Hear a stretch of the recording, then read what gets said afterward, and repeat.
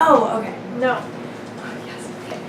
Extra! Read all about it. Ephraim Suggins wins a mayoral election in landslide. Get your copy of Dink City Informant. 5 cents or a handful of snails. Best offer. Newspaper office. 2 well-dressed men walk quickly with purpose across the stage. The paperboy notices them. You there, boy! The paperboy looks around as though there could possibly be anyone else that Felix is addressing. Yes, you! Stop it! Put those papers down and get out here. The paperboy throws the papers down and leaves.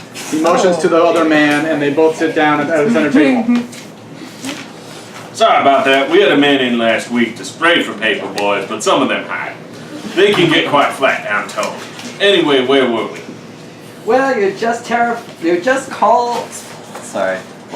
suddenly called me into your office, and I was terrified. Yes, don't worry, Arnold. When I started this paper 20 years ago, the Dink City Informant had one motto: get the citizens of Dink City to read. At all. We didn't quite do that, or even come close to doing that, but I like to think we've been putting out a quality product. I know that, Mr. Crumblewitch. That's why I wanted to work here. I'm fresh out of Columbia School of Journalism. That's in New York City. I came back home to work for my hometown paper. I worry, Arnold, that all that time spent in the dreaded North. Did you know, Famous? Sure, you know fancy rules about clauses and prepositions, but this is the Dink City Informant. We broke the big swine flu epidemics in 1901 and 1908 and 1916 and 1923. We predicted the last 3 presidential assassins. When that Kentucky Derby winning horse came to town, we profiled the 2 guys who finally ate him. I don't follow, sir. We go where the news goes, is my point. And right now, Ephraim Suggins is in the news. You heard that disgusting paper boy. Even his common dirty mouth speaks of Suggins. Did you know he's only 7 years old? The paper boy? Who gives a bunch of fucks blue together about the paper boy? I mean Suggins. Mr. Crumblewitch, I know all about Ephraim Suggins. He's kind of my cousin. He's what? Ephraim Suggins is my cousin. He's on my mom's side. He's obviously quite a bit younger. How did you not open with this? Way to bury the lead, which people say idiomatically all the time, and I am now saying literally because we literally work for a newspaper. I'm happy for all his success. It's just that I'm not really into politics. You realize that I was going to ask you to profile Ephraim Suggins for the paper, right? I was already going to do that before I knew you were related to him. And now? Well, I guess I'm double asking you. Also, I'm not asking you, I'm ordering you because I'm Felix Crumblewitch, editor of this newspaper, and you're just some guy whose name I don't remember right now. Arnold Reston. Like I said, I couldn't be bothered. The good news is that you have a great chance to get in my good graces. Meet with Suggins. See if you can find out his secret plan for Dink City. My personal guess is that he's discovered a new kind of mud, but I was pretty sure I knew all the kinds of mud already. There's one, right? Sir, I kind of saw myself as more of the comics page kind of reporter. I don't understand. You mean you want to draw comic strips? I guess I didn't really understand what journalism was when I signed up. I kind of thought the guy that drew the comics was a journalist. Like, I thought that was the word for it. That gentleman is called an artist or illustrator, cartoonist. Right. As it turns out. Okay, so at what point during journalism school did you realize you had made a mistake? Pretty much immediately. But by then, I had a student ID and everything, and Columbia's meal plan is great. They have these things called tacos.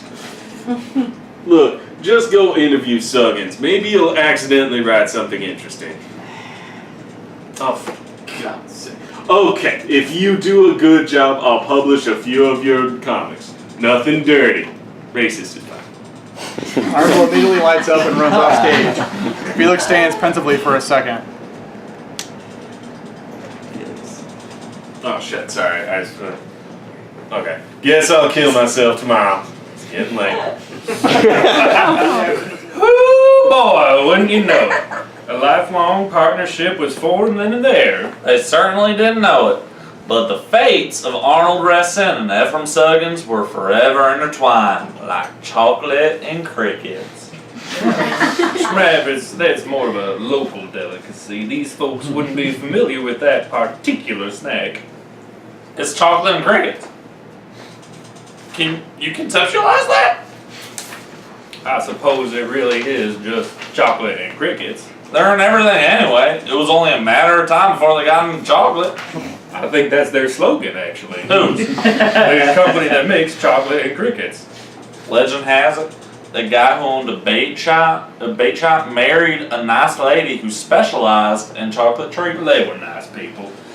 But they, like most nice people, didn't stay in Dink City for long. Or Peanut County, for that matter. Who's to say why? Most sensible people fled after the replacement orphanage caught fire. That was not good for morale. I'm not even going to talk about why we needed a replacement orphanage in the first place. I don't think legally we're allowed to. I'll give you a hint. It collapsed and killed everyone inside. It was a highly dubious construction business. The lowest bidder, a gentleman named Tommy Scumbag. I know, it seems so obvious now. At the time, a scumbag was a necessary part of hog rendering, and there was one in every household. It'd be like Tommy Toilet today. Not the example I would have used. The first meeting between Arnold Reston and Ephraim Suggins is so laden with literary merit that legend has it, English professors from around the area used to line up to hear about it from people who were there. But maybe, yeah. But Yeah, I don't know. maids, and yes, even paper boys became local celebrities. Anyone that personally witnessed that, what would later be called the important meeting, suddenly had a meal ticket. For a while. Eventually, like it does with all pure things, this town poisoned them. It drives you away or it drives you mad. That is a crime. Look at that me, not the camera. Don't put it into the camera. Okay, alright. Anyway, stay tuned for this next scene. We exit the scene while the next is set up. Suggins is looking in a mirror, tying his tie. He is focused and blinks only when absolutely necessary. You're the boy prince. What's going to be on your crown? Prince? Is it golden birds? Is it silver bugs? How big is your crown going to be? Will the crown get so big and hot that it replaces the sun? Who are you going to trample, boy prince? Who will you trample when you wait? It's anyone, isn't it? It's anyone who gets in the way, isn't it? Yes, it is. Yes, it... There's a knock at the door. Suggins jumps about 7 feet in the air, but quickly regains his composure. He finishes tying his tie, finally out of whatever odd trance he was in, finally answering the door. Arnold comes in, notepad and pencil in hand. Cousin Arnold Reston. How are you? Fine. No, we've only met a few times, Mr. Suggins. Please, you need to stop with that Mr. Talk right now, mister. You call me Ephraim or Suggins or Shitheel or whatever you like. Because we're family, Arnold Reston, and that is the thing that myself and my new electorate hold the dearest. Right now, next week it'll be coal or pancakes or pictures of moon. Well, I'm not going to call you shitheel. I appreciate it. Look, Ephraim, I'm gonna level with you. I'm a cartoonist. I have this one. It's really funny. He's like a horse, but really amorous. Like, you can visually see his arousal. I'm laughing already just thinking about it. Right, so I'm just doing this story on you so the editor, Mr. Crumblewitch, will print some of my cartoons. I have this other one about this cat who likes to watch ladies undress. I'm sensing a theme, and also questioning whether the daily newspaper is the proper venue for cartoons such as these. Of course, freedom of speech is one of my very favorite freedoms. Why, you should hear me when I stub my toe. Cashews this and rhubarb that. Okay, I suppose you're a good sort. Well, let's get started, I suppose. Why don't you take me through a typical day in the life of Ephraim Suggins? Good deal. Well, I wake up every morning around 3:35. Of course, I go to sleep around 2:45 that same morning. And while I'm asleep, I'm working out budgetary issues, so I hesitate to even call it sleep. Ephraim, you're how old? 7 years, 3 months, 6 days, but who's counting? Well, permit me to ask an obvious question, and maybe you've addressed this already, but where are your parents? Where are my Aunt Ellie and Uncle Knut? Don't you have a younger brother? What's his name? Ephraim stiffens and gets a faraway look in his eye. I had parents. I had a brother. They, didn't get it. Get it? Arnold, this is all I'm prepared to say about my immediate family. I love them dearly, though we didn't always see eye to eye. It's a shame that a certain horrifying series of events occurred, but dwelling on the past isn't going to make me unhear all the screams, is it? I don't know, might. No, it won't. The bad thing happened, and some parties were more responsible than others. It is all I'll say. I see. All I'll say is this. I didn't have a choice. Ma and Pa, they had a choice. You keep saying you're only going to say one thing, but you've just said like 5 things. I'm just learning this whole journalist racket, but it really seems like you want me to keep asking you about your family. She's there! Runs over to the window, which is located at the edge of the stage, immediately looking out with a dreamy look on his face.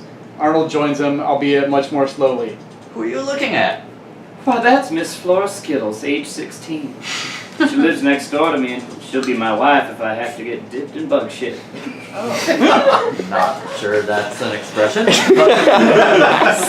I admire your passion.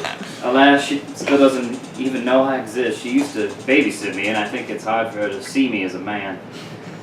But I'm the mayor-elect of this town, for God's sake. I take office on Monday, and I can't even get her to look me in the eye. Wait, so you live here by yourself? Technically, yes, but folks are always coming and going. Who pays your bills? Suggins takes one last longing glance out the window, turns and faces Arnold.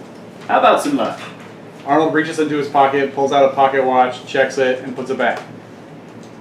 It's 4:45 in the morning. Arnold Reston, if you learned one thing about me, and I sincerely hope you learn a few more things than that, it's just that I eat 19 small lunches throughout the course of the day. Some quack doctor suggested it to me, and though I turned down his leeches and trepiding, he was correct. I also rotate my bowels at the top of every hour. I hesitate to mention this as I'm quite discreet, but it may eliminate tedious questions later. Should I be writing this down? I'll tell you, cousin, if all members of the press are as easygoing as you, I'm going to have quite a bright career indeed. Now, I know a 24-hour slop joint that will serve us lunch right now. Clean plates if we ask. Oh, I don't have any money. A mean dog knocked me down on the way here and stole it. A mean dog, you say? Now, that's fascinating. Well, it's my treat. Come along and you might just hear about my secret plan. Is it a new kind of mud? If I had a nickel for every time... No, it's not a new kind of mud. There is one kind of mud. Even if someone were to discover another kind, it wouldn't be me. It would be a scientist or something. So, stop asking. Sorry, jeez. Arnold follows Suggins off stage while a paperboy replaces them. He's waving a series of newspapers. Extra, extra! Ephraim Suggins reveals secret plan today. 5 cents or an encouraging fart. By the way, an encouraging fart, it sounds like... An attractive young woman enters from off stage. She notices the paperboy and screams bloody murder. This is Flora Skittles.